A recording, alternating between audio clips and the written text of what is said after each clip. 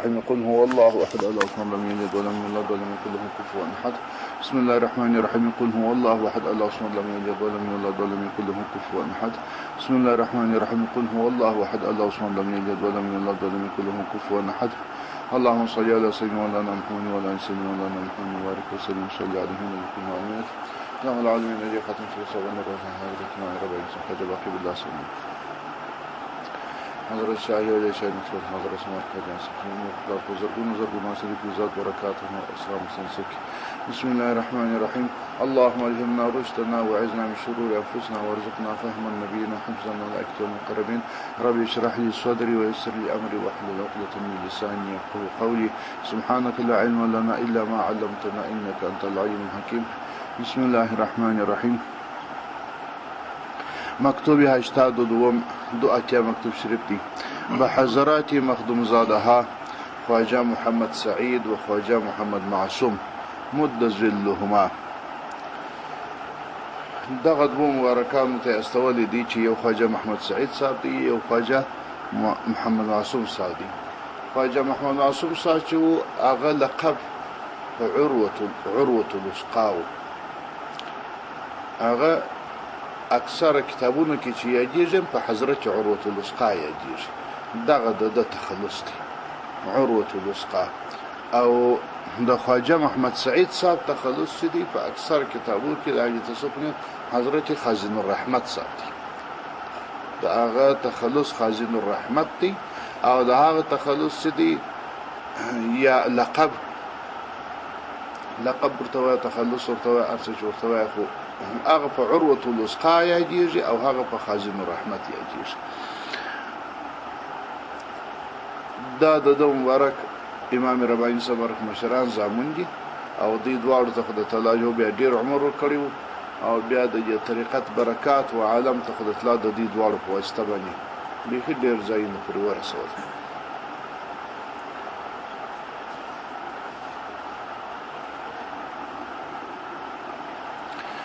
در اظهار آلام مهاجرت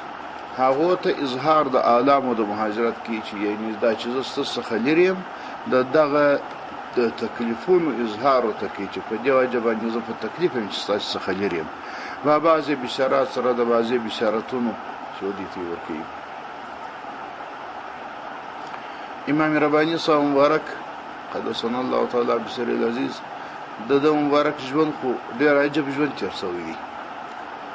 دی. د خپل کور څخه اکثر وخت لري و د چنداني کور کې ژوند نه دی کړی. خپل د خانقاه شریف څخه د سرحیل شریف څخه هم لري و د هغه ځواني څخه چې د ځوان او هغه د په اصطلاح باندې د سربندي وسو د لنګوټه وتلسو د هغه وخت څخه د په حکومت کې و مبارزې ته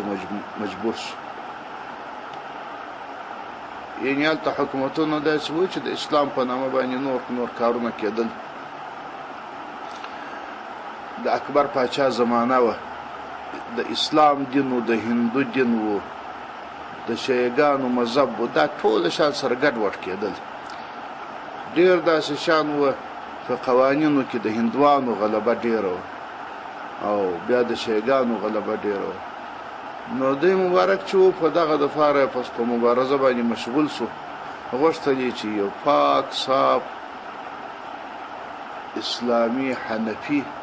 دین دا عملی سي او دا نور شان زندګی سي. نو د دې د فاره د ډیر مبارزو ته مجبور شو. په دې مبارزو کې د اخته سوچ د پاچا سره مقابله راځي. پاچا هم د سره په مقابله کې څو واره داسي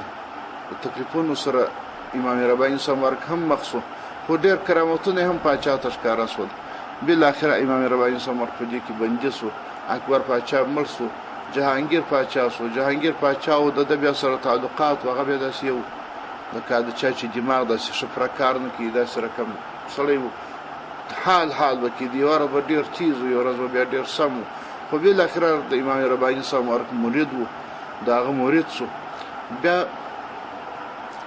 پر هغه سربېره چې د امام رباني صاحب مرید خو امام رباني صاحب د سر لکه بندي داسې حالت داسې او امام رباني صاحب ته اجازه مو کو چې ولارس نو دی به همیشه په فوج کې و، همیشه به په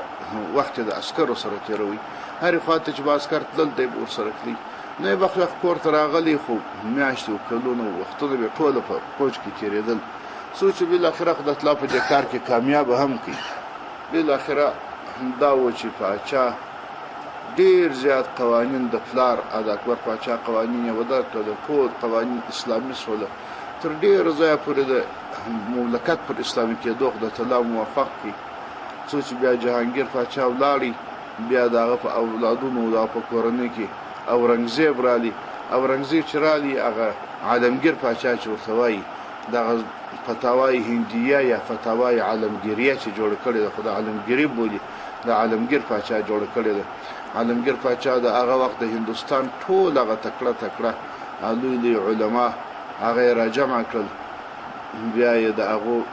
ته وویل چې تاسې اتفاقي مسایل راجمع کړي. بیا هغو د هغه وخت اتفاقي مسایل راجمع کړل، نو د هغو څخه فتاوای هندیه جوړ کړل. بیا دغه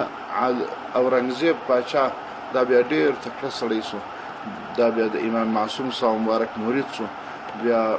په طریقت کې داخل و، بیا یې ښه ذکرونه کول، ښه مراقبې کولې. بیا یې ټول وزیران و، رئیسان و، حتی فوج ټولو ته امر وکړي، ټولو بیعتونه وکړل. تقریبا 6,000 فوج و، ټولو په نقشبندي طریقه کې داخل سو، ټولو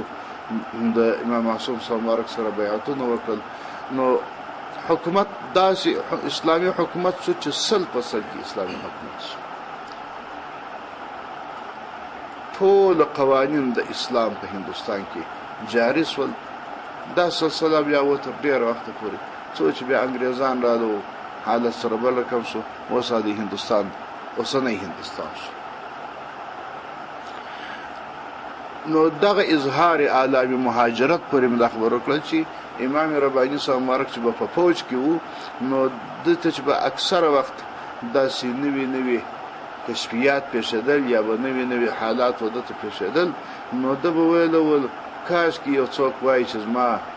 دا خبرې اورېدلې وای، او کاش کې څوک وایي چې زما په دې خبرو باندې پوه سوی وای،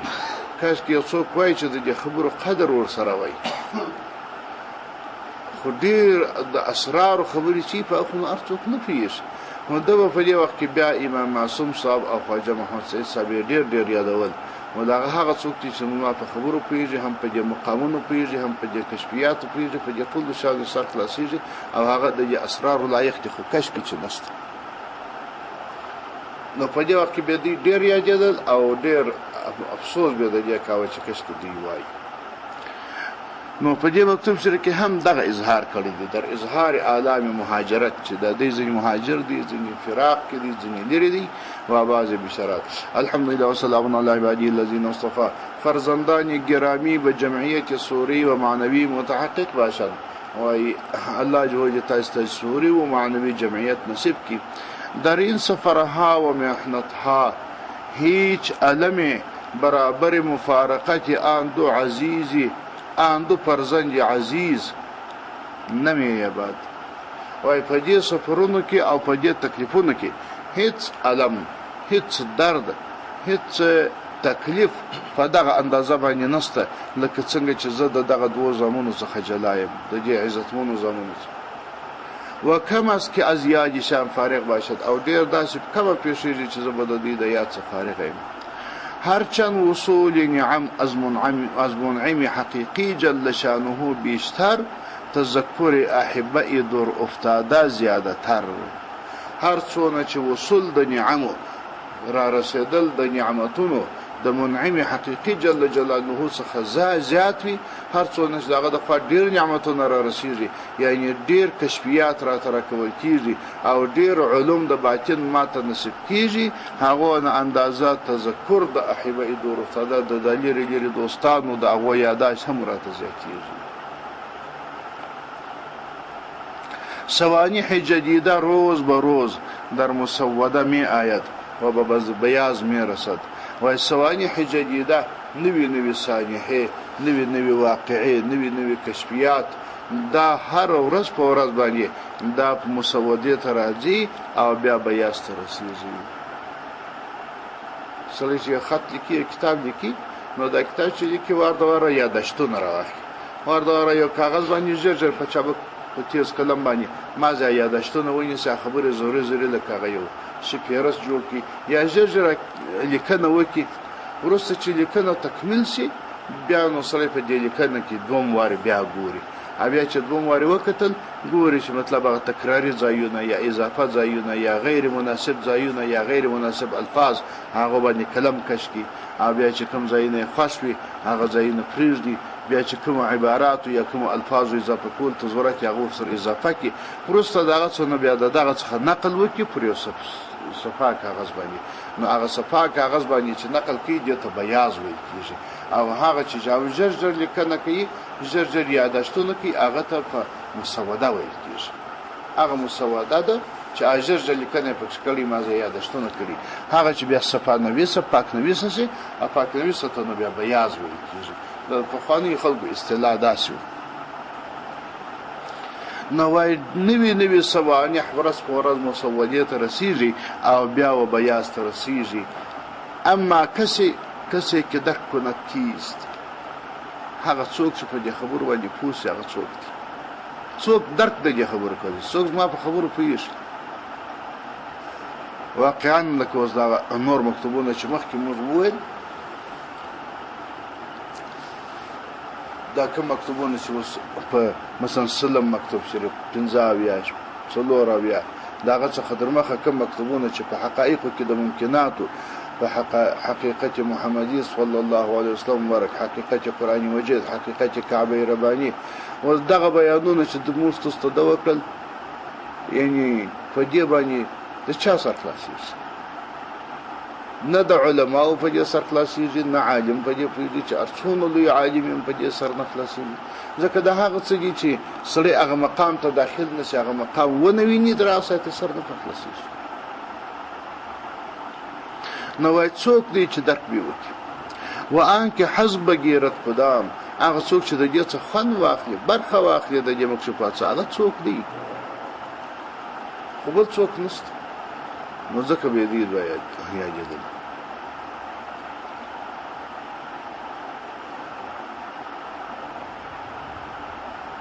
امام رباني صاحب مبارک چې په هغه وخت کې کم یو معتمد څوک ولیدي یو داسې څوک ولیدي چې هغه به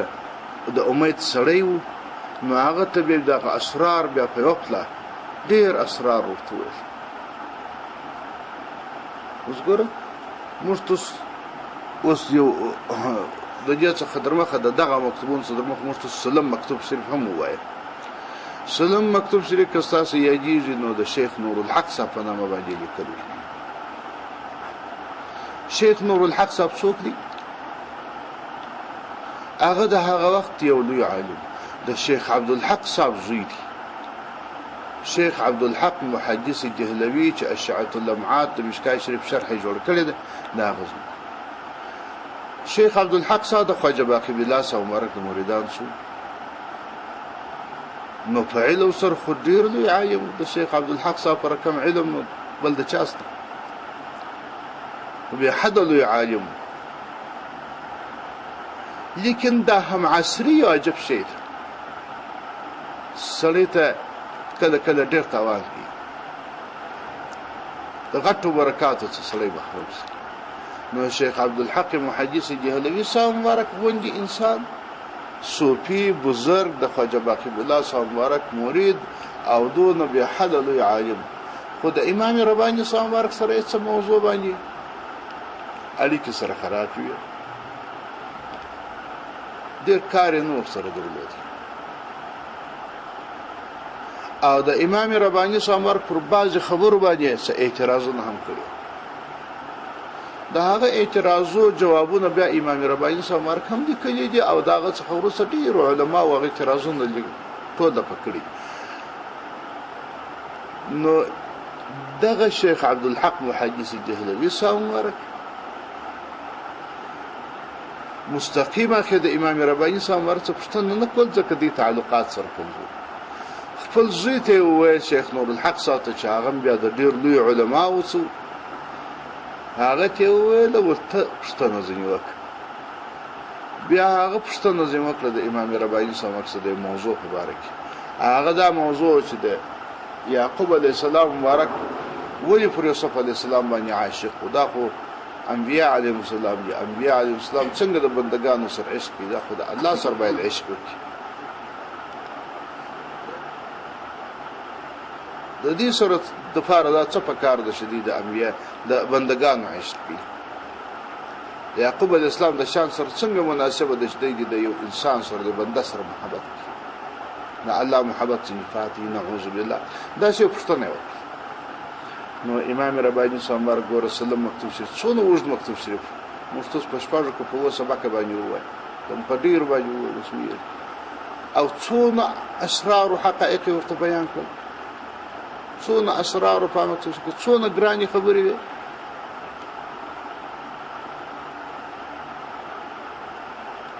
دا ځکه چې هلته به دوی پوهېده امام رباني سمار پوهېدی چې یو پوښتنه یې وکړه د امام رباني سمار د اسرارو واله ورته را روانه کړي. په دې خاطر باندې چې هغه څوک چې په خبره باندې پوهېږي دا ډېر لوی نعمت وي د استاد لپاره. هغه شاګرد چې په خبره پوهېږي دا ډېر لوی نعمت دی. بیا وروسته شیخ عبدالحق محدث جهلوي صاحب مبارک په آخر کې بیا رجوع وکړل د خپل مخالفت او بیا یې د امام رباني صاحب مبارک پر مجددیت او د پر کمال باندې اقرار وکړي. حتی بیا حال ورته راواستوي چې زه ستا حضور ته راځم، ته به ماته توجه کوې ملاقات لپاره. څوک وایي ملاقات ته مراد دی، داسې روایتونه هم شته. خو بالاخره شیخ عبدالحق محدث جهلوي صاحب مبارک په آخر کې ولیکل چې د خپل هم عصري په وجه باندې او د خپل نه معلومات په وجه باندې زما د ده سره مخالفت و. کوم موضوعات باندې چې زما سره د ده سره مخالفت و هغه موضوعات ما ته معلومې شوې، حقایق هغسې نه وه لکه زه چې پوه سوی وم. ټول خبره داسې وه لکه امام رباني صاحب مبارک وایي. نو بالاخره په دې شان باندې اعتراف او اقرار هم وکړي او څوک یې ملاقات ته هم راځي، څوک یې خط ورته راوستي. او د هغه وخت د مشهور علماو څخه د هندوستان هغه وخت ډېر مشهور علما، هغه علما چې موږ تاسو یې پېژنو چې موږ تاسو ته مشهوره دي، په هغو کې یو شیخ عبدالحق جهلوي صاحب، یو علامه عبدالحکیم سیالکوټي صاحب، مولانا عبدالحکیم سیالکوټي صاحب موږ اکثره یې پېژني ځکه د اکثره کتابونو حاشیه ده کړي دي. د بیضاوي شریف حاشیه باندې چې اوس کوم د عبدالحکیم شرحه یا د عبدالحکیم حاشیه پرته ده، د عبدالحکیم په نامه چې یادېږي. څونه مهمه حاشیه ده، څونه مهمه شرحه ده. ډېرو کتابو باندې عبدالحکیم سیالکوټي صاحب او د عبدالحکیم سیالکوټي صاحب زراکت بیا په مصنفینو په علماو کې بیا د ده زراکت ډېر مشهور دی. فلانکی داسې زرک دی لکه عبدالحکیم سیالکوټي صاحب. یو څوک یې چاته چې وایي تا څه د ځان عبدالحکیم سیالکوټي صاحب جوړ کړی دی؟ دا ځکه چې د عبدالحکیم سیالکوټي صاحب زراکت د هغه علم هغه یو شهره آفاق او د عالم مشهور. عبدالحکیم سیالکوټي صاحب هم د امام رباني صاحب د معاصرینو څخه د همعصر څخه او هغه اول د واره د حضرت امام رباني صاحب مبارک نوم مجدد الفسانی یاد. اگر چې امام رباني صاحب خپل د مجددیت د مقام ویلي چې خدای تعالی د مجددیت مقامات را نصیب کړی دي، خو په دغه نامه باندې چا دی نه پېژندي نه چا یادوي. اول وارد انم حضرت عبدالحکیم سیالکوټي صاحب باندې چې امام رباني صاحب مجدد الفسانی دی. نو د امام رباني صاحب مبارک په خلفاو کې مریدان کې په زرهاو یا په لکونو دي. په خلفاو کې خلفای بیخي ډېر دي. په خلفاو کې د 4 کسان چې دي هغه ډېر مهم کسان دي چې هغه تقریبا د امام رباني صاحب مبارک په اسرارو باندې خبر دي. یو د هغو څخه خواجه محمد سعید صاحب، خواجه محمد معصوم صاحب دي چې چندان یې داسې سر نه دی پاتې چې دې ته جنې ویل، بلکې د قطبیت او د قیومیت دوه ډېر لوی منصبونه دي چې هغه د قیومیت داسې یو منصب دی چې هغه د قطبیت و د غوثیت و د دغو څخه هم بلابود منصب دی. نو هغه د حضرت امام رباني صاحب مرکز شاهدي باندې د کشفیاتو مطابق چې هغه بیا د امام رباني صاحب څخه دغه مقامونه و امام معصوم صاحب را نقل هغه قیوم ز زمان وګرځي. هغه تفصیل به بیا په مکتوب شریف کې راشي چې قیومیت څنګه رتبه ده، څنګه درجه ده، کومه کارونه دي او څنګه به امام معصوم صاحب را نقل شي. دا تفصیلات به هم بیا وخت وسی ان شاء الله. دا ویني په خپل کورنۍ کې د داد وکړ او په نور ملګرو کې د په مشهور خلیفګانو کې د ټولو څخه اعلی درجه د ټولو څخه هغه فو او مشر خلیفہ د چې حضرت خواجه محمد نعمان صاحب چې هغه په ټولو اسرار خبر هغه به خد اکابرینو خلفاء او څه د هغه څخه ورسته بیا خواجه محمد هاشم کشمی صاحب حضرت خواجه محمد هاشم کشمی صاحب کشمی ورتوای کشمی ورتوای کشمی ولی کشم د بدخشان مرتضی د افغانستان د بدخشان یو ولسوالي د دغه ولسوالي نو خواجه محمد هاشم بدخشي کشمی ورتوای دغه د مشهور خلیفګانو څخه چې دیم په هر څه اسرار خبر د مکتوبات دغه جلد مکتوبونه هم درجه مکتوب دا خدمتونه او ډیر حاضر و په هر ځای کې په هر سفر او حضر کې د امام رباني صاحب حاضر نو په ډیرو اسرار خبر او د ویل ول بغیر له طریقت څخه بغیر له دې چې زه د امام رباني صاحب مرګ مرید یم ول داغه څخه بغیر زه د پر مخ عاشق وما تعالی اطلاع د مخ عشق را نصیب کړی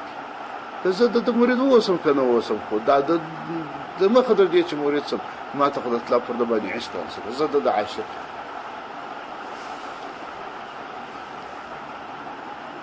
او خواجه محمد هاشم کشمی صاحب یو کتاب هم جوړ کړی دی د زبدة المقامات یا د برکات دوه نومې د کتاب زبدة المقامات او برکات احمدیه دغه دوه نومې دي دا ټول امام رباني صاحب او د خاندان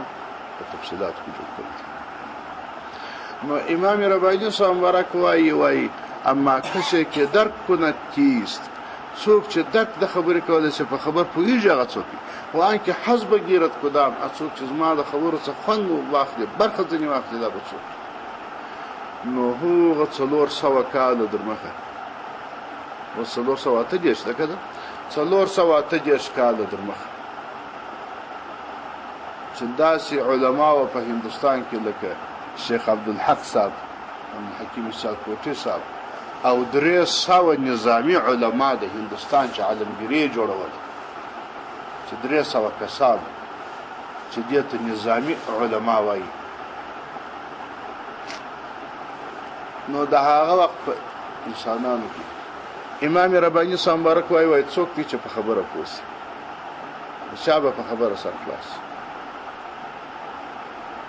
اوس خبرې پاتې شوې موږ تاسو زموږ تاسو په څنګه سر خلاص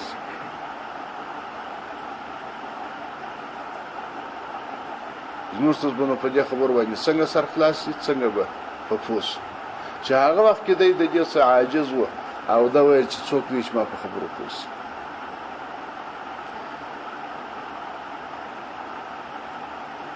خیر خدای کتاب سره چې محمد لرو د الفاظ د کتاب چې وایي نو دا ډېره غټه خبره دا نوم چې یادو بس دام را باندې ډېره ایو بیت کې امام رباني صاحب اکثر وخت لیکي وایي چې چیرې شکر نه درسي دا د شکر نوم چې یادې بس دام ډېره غټه خبره دا د شکر د نوم یادېدل ډېره غټه خبره ده که سړی شکر نور رسیږي نی خړلې د نوم یادوم به د خلق خوښي نو کله کله سړی د سي د لیمبو نوم یاد کې د سیخله او ورته وکي خړلې نه مګر د لیمبو د خړلو آثار پکې راشي نو کله کله سړی دا مقامونو دا شاجه نه دی د فجې شانو پیږي نه سر په خلاصي راخوش دا وایوري بیا یو څه بوی ورته ورسېږي نو دا ډېره غټه خبره ده نو دی وای اما کسی که درد کنه کیست و آنکه حزم گیرد کدام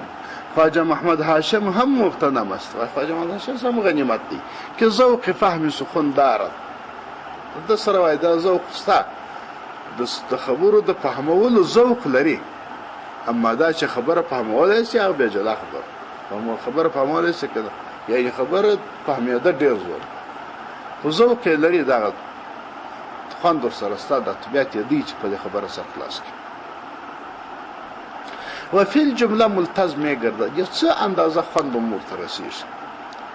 ولكن درين سفر أجمير الشدة محن از متخلفاني صحيح العذر قشتا. لیکن د اجمیر شریف په سفر کې وای د ډیر محنتونو د ډیر شدید محنتونو د واجبانی د متخلفان صحیح العذر سو نه کسان څه سوچ راځي پاتسو او صحیح العذر او عذر صحیح. امام رباعي صاحب چې کله اجمیر شریف تکلی نو د فوج د ځای څخه د اهملالي دغه ته اجمیر شریف ته بیا څومره په اجمیر شریف کې تیر اولته د حضرت خواجه غریب نواز صاحب مبارک قدسنا الله تعالی وسره د دغه مبارک وزارت ته ورغلی او دغه په زیارت کې وو څو وخت الته تیر او بیا ورسته امام رباعي صاحب مبارک وایي چې د خواجه صاحب مبارک زیارت مو رالو، خواجه غریب نواز صاحب زیارت ته خورالو خو ډېر مهمان نوازي وکړه، موږ ډېر ونازولو، ډېر مهمان نواز سره. اگر چې خواجه غریب نواز صاحب په هغه وخت کې 1500 کاله کېدل د وفات، د خواجه غریب نواز صاحب ډېر وخت تیر شوی. حضرت معین الدین چشتی اجمیری قدسنا الله تعالی وسره عزیز دا نوم دی مشهور په خواجه غریب نواز صاحب دی په اجمیر شریف کې زیارت دی. دغه چش شریف چې دلته په هرات کې ولسوالي ده د پیران مبارکان یعنی د پیران هغه بیا دلته پراته دي. نو وايي خواجه غریب نواز صاحب مبارک ډیر غریب نوازي وکړ، ډیر و نازو وای خصوصي ملاقات را سره وکړي او ډیر اسرار راتول. امام رباعي صاحب مبارک وای خصوصي ملاقاتونه را سره وکړل او ډیر اسرار راتول، ډیر خبرې راته وکړي. وای یو د خبرو صدارت ولو کوشش مکوش د فوج څولار سي، دا کوشش مکو د فوج څخه د تللو غشتنه مکو، دا تقاضا مکو دا نور وای ډیر خبرې ته وکړي. نو وای ډیر شمه من نوازي ازما وکړه. ورسته بیا دغه ځای خادمانو د خواجه غریب نواز صاحب مبارک د قبر شریف پوش دا یو امام رباني صاحب مرتعتا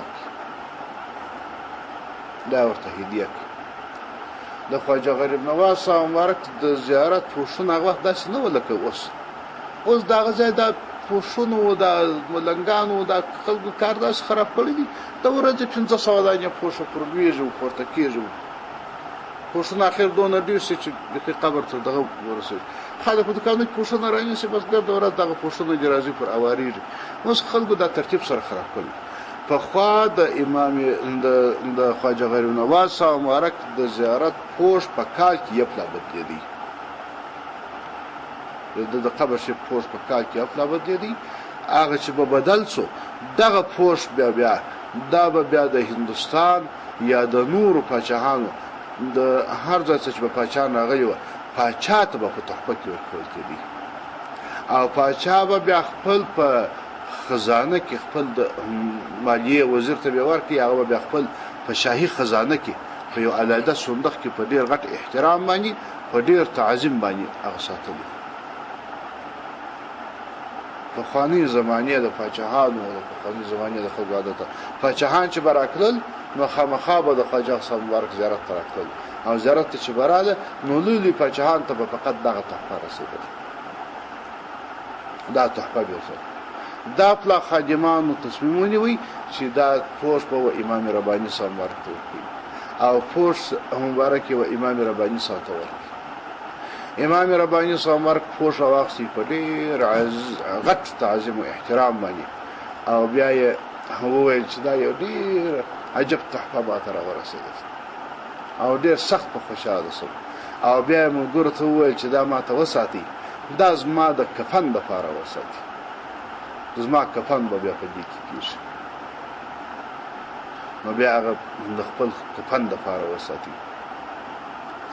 نو هغه خلک چې د دې شیانو په قدر پوهېده، امام رباني سامر په دې شیانو په قدر پوهېده چې هغه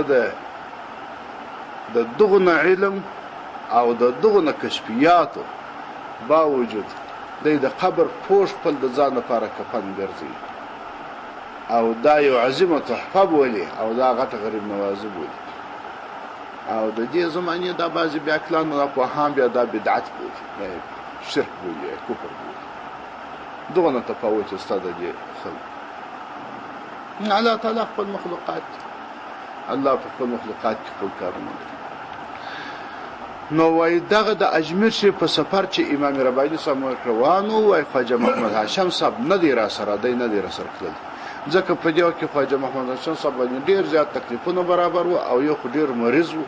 زیات مریض وو، بل نور مشکلات هم شاید خانگی و هر شی چې وو مشکلات درلود. امام رباعي سمرک وای د متخلفان صحیح العذر څو ګرځدي چې عذر هم صحیح او په پاتې سو چاندې مگر موافقت کولان، مگر یو څو مر کچیر موافقت وکي، یو څو مر را سر مگر یو خو اخر مجبور دي چې ولاسي. حسبنا الله ونعم الوکیل. رفقا هم کمن وزاد و ازق هم کم، وای رفقان هم کم دي او زاد و ازقم کم ده، یعنی غذا و شی نست سفر حالات. الیس الله بکاف عبده بلا. ما زوال چې ازقه کم ده یا زاد کم دي، نو د صفر علاج وبدي خپل احتماج کار کوي چې الیس الله بکاف عبده الله اطلاق خپل بنده لپاره بس نه دي، بلا هو هغه بس، نور شانته ضرورت نه ده، نور چاته ضرورت نه ده. دیگر از مفارقت شما در آزار بوده وای بل دادی چې ستاسو د فراق څخه زه په آزار کوم، په تکلیف کوم، بس ډیر ستاسو ارمان واسه تاسو د لیوي او د نوې مکشوفات او نوې علوم تاسو ته رسیدلی، نو دغه ارمان یې ډیر پاتو. په دې وجه باندې زه په آزار او تکلیف کوم. شب بعد از نماز تهجد میبیند و یو شپه مې د تهجد منځ وکړي، نو بیا ګورم کې شما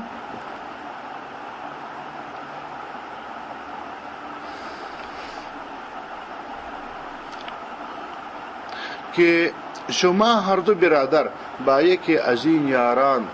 پیش وکیلی بادشاهی رفته اید. وای د تهجد د منځه وروسته مې دا واقعه ولیدل. امام رباعي سمرک وایي داسې واقعه راته پیښه شول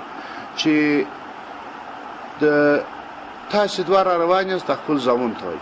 تاسې دواړه روان یاست او یو د زموږ د خادمانو د ملګرو کې یو بل ملګری دی، خادم دی،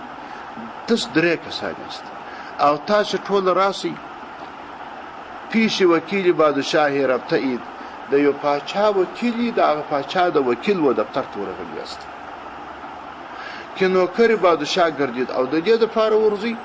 چې هغه د پاچا وکیل دفتر ته د دې دپاره ورغلی است چې تاسو د پاچا نوکران سئ او د پاچا په اصطلاح بایګاټان سئ. موږ ته بایګاټ ورته وایي، په هغه کې نوکر ورته وایي چې تاسو غواړئ چې درې سره چې د پاچا نوکران سئ.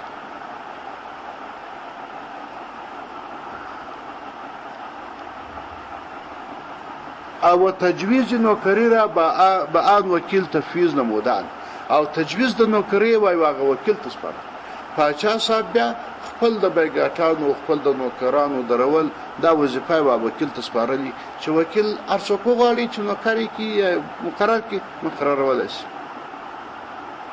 که هر کرا قابل داند نوکر گیرد. هغه چې دا ویلي چې هر څوک چې ستا په نظر قابل درلی بس ته وکیل ته نوکر ته مقرر. و هر کرا تجویز میکند بر ورق چهره او می نویسد. خود دا وکیل بیا دا ترتیب هم کی چې هر څوک چې منظوري دا هغه څخه یو عکس مخلي، هغه کنو دا کمرې او دا دغه نه، خو پر یو کاغذ باندې وای داغه چهره نوشته کی، داغه یو رسم نوشته کی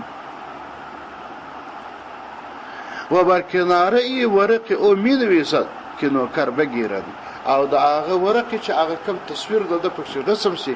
کوم د عکس پکښې رسم شي، نو وای دا هغه پر څنګ دا ورته نشته کی که نوکر بگیرن چې دا قبول کی دا نوکر شي. و تاسو مو د دفتر تراس از این هر چی شما چهره هر دو شماره نوشته است و ستاسو په درې کسانو دفتر ته راځه ستاسو په تاسو درو کې ستاسو د دواړو نومان نوشته کړل و تجویز نوکري نموده او تجویز د نوکري مرتبه کې نوکري مرتبه کړل بچا به نوکران سو بګټان سو او ان یار سیوم را چهره نه نوشته و نوکر نه گرفته او دا غدرم یار چې دی غدرم ملګری سره وو دا هغه چهره نه کړل نوشته دا هغه تصویر نه کړی نوشته عکس نه واختی او نوکر نه گرفته هغه په نوکر نه کې قبول من از شما میپرسم وای په دې واقعیت کې دا سپیشل چې زه راسم څه پښتنه وکم کې انسایي سره چهره نه نوشته چې دا غدرم یار عکس ودی نه واختی دا چهره نه کړل نوشته شما گفتی تاسو وایي چې در وخت چهره نوشتن چې په وخت د چهره نوشته کولو روی خود را نزدیک روی او آورد وای هغه کوم سړي چې نومان ما نوشته کول خپل مخ یې وده تر نزدیک د دوه مخته و نیک ملاحظه کړ بیا د دوه مخته ش ډیر وکتل او گفت ویل سیاهی داره مخ توروال دی یا نزدیک به این لفظ چیزی گفته یا د دغه سره هم مثله یو د لفظ وایي نو شی وای ونه نوشته او نیت نوشته وای دا واقعا موجود حمدا لله سبحانه نو امام ربانی صاحب مبارک وسوای وای خدا تعالی در دې حمد کې خاطر از جانب هر دو شما جمع گشت نور نظم خاطر ستاسو دوست جمع شو ستاسو دوست خاطر جمع شو شاید تاسو د پاچا نوکران سواست د پاچا په نوکری به کې قبول سواست که قبول کردن چې قبول کړ اما اذان یار سالس خاطر در آزار ما دا غدرم یار په واجب نیوي وای ډیر فکر خراب شو که تجویز نشد چې هغه تجویز نکي هغه ته اجازه ورنکي قبول نکي کاش به نوکران بادشاه قبولش فرمایم کاش که د نوکرانو په نوکری سره قبول کی که د پاچا مستقیم نوکر نسی جوړېدلی نو کاش که د پاچا د نوکرانو نوکر خوسی چې د نوکرانو په نوکری قبول کی نو هم غټه خبره ده العاقبة بالخير الله جل عاقبت سره په خیر کی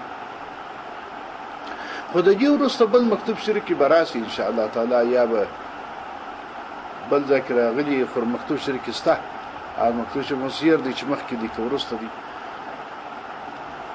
په هغه مکتوب شریک راغلی دي چې بل واقعه امام ربانی صاحب مبارک ولیدل په هغه واقعه کې بیا داس پیښو چې هغه یار سره هغه دریم یار هغه هم مقرر هغه په نوکری سره قبول کی او هغه هم عکس واخستی او خپل د پاچا نوکر مقرر او درمانی چې د دریم یار وڅو دا حضرت خواجه محمد هاشمی کشمی صاحب دی په خپل دا د مبارک دا واقع نو خواجه محمد هاشمی کشمی صاحب هغه رتبه و چې د خواجه محمد سعید صاحب او د خواجه محمد معصوم صاحب سره په یو ځای کې روان په یو دفتر کې یو ځای خلک نو دا د ډیر لوی شاد او د لوی مقام بشارات دي چې په اطلاع دي نو عاقبت الله تعالی د ټول په خیر اللهم صل على سيدنا محمد وعلى آل سيدنا محمد